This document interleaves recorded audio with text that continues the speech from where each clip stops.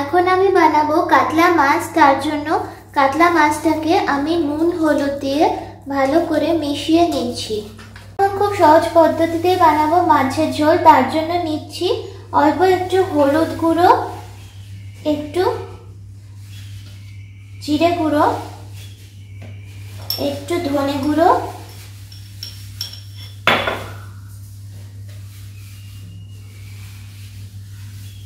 আর একটু লঙ্কার গুঁড়ো। এটা দিয়ে রেড চিলি পাউডার।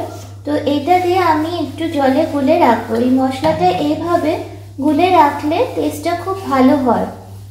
আর এর জন্য কোনো পেঁয়াজ রসুন ইউজ করব না, আর করব এক টমেটো একটা, আর কিছুটা ধনেপাতা আর 3টে লঙ্কা। জাস্ট এই কটা উপকরণেই তৈরি হয়ে যাবে আমার মাছের ঝোল। এখন তেল গরম করে আমি মাছগুলোকে দু পিস করে ভেজে নেব।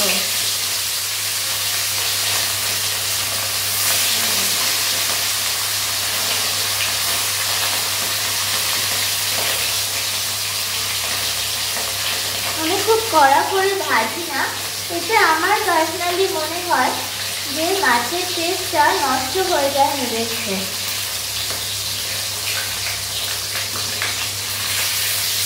তো এবারে আর এক পিঠ উল্টে আমি ভেজে নিচ্ছি।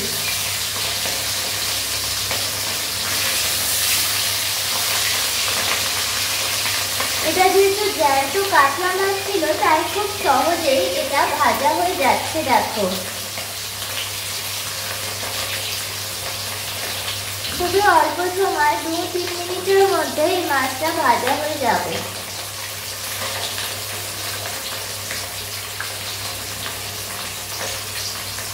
তো মাছটা যখন কড়াইয়ের গা থেকে ছেড়ে আসবে তখনই আমার মনে হয় মাছটা ভাজা হয়ে যাবে, কারণ এটা ঝোলেও ফুটবে, তাই আমি এটা খুব বেশি ভাজলাম। এবারে মাছটাকে এভাবে আমি তুলে নিচ্ছি।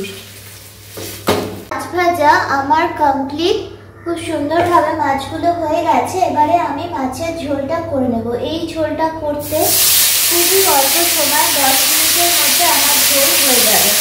আর এটা খেতেও খুব টেস্টি। আর আমার এই তেল যেহেতু খাওয়া ভালো না, আমার একটু কোলেস্টেরলের সমস্যা আছে, সেই জন্য আমি যেটুকু তেল, খুবই অল্প তেলে মাছটা ভাজলাম, তোমরা দেখেছো দুটো করে। তারপরে যেটুকু তেল ছিল তার হাফ তেল উঠিয়ে রাখলাম। এভাবে যারা হেলদি খেতে পছন্দ করো, তোমরা এইভাবে খুব কম তেলে মাছটা তৈরি করে নিতে পারবে। তো এই টমেটোটা একটু অল্প গলিয়ে নিয়ে কি করবো, আমরা এই যে গুলে রাখা যে মশলার ঝোলটা তোমাদের দেখিয়েছিলাম, জিরে গুঁড়ো, ধনে গুঁড়ো, লঙ্কা গুঁড়ো, এইগুলো দিয়ে বেশ কিছুক্ষণ কষিয়ে নিতে হবে, তেল ছাড়া অবধি। তো দেখো, টমেটোটা খুবই অল্প সময় নেড়ে চেড়ে নিলাম, একটু গলে গলে এসছে। তো এর মধ্যে এখন আমি দিয়ে দিচ্ছি এই মশলার গোলা জলটা। এটা কিছুক্ষণ কষিয়ে নেব। আর ধনেপাতা আমি এখানে কেটে রেখেছি, তো কিছুটা ধনেপাতা আমি দেবো, কারণ আমার খুব একটা কাঁচা ধনেপাতা সবসময় ভালো লাগে না খেতে। তো আমি এটা আগে কিছুটা দিয়ে দেবো, আর লাস্টে নামানোর আগে কিছুটা আমি দিয়ে দেবো। তো এখানে আমি 2 পিস চেরা কাঁচা লঙ্কাও দিয়ে দিচ্ছি এই ঝোলটায়। তো এইটাকে নেড়ে চেড়ে নিচ্ছি যতক্ষণ না একটা তেল হালকা বেরোয় এবং এটা জলটা শুকিয়ে আসে। তো দেখো, মশলাটাকে কষিয়ে নিচ্ছি। তো এইগুলোকে জলটা শুকিয়ে এসছে এবং টমেটোগুলোকে চেপে চেপে আমি গলিয়ে নিলাম। এরপরে দিয়ে দেবো আমি 1 গ্লাস জল। আর যেহেতু এতে হলুদ গুঁড়ো দেওয়াই ছিল, সেই জন্য আমি এক্সট্রা জল অ্যাড করব না। এরপরে দিয়ে নিচ্ছি আমি 1 চামচ মতো নুন। তো এই জলটা ফুটে উঠলেই, আমি ফুটে ওঠার দরকার নেই, এখনই তোমরা মাছগুলোকে দিয়ে দিতে পারো। দিয়ে আমি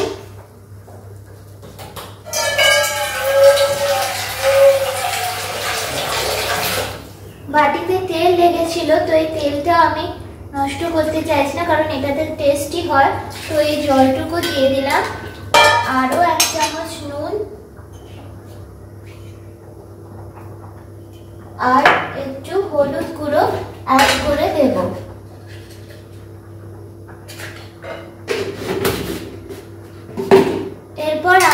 এটাকে ঢাকা দিয়ে দেবো।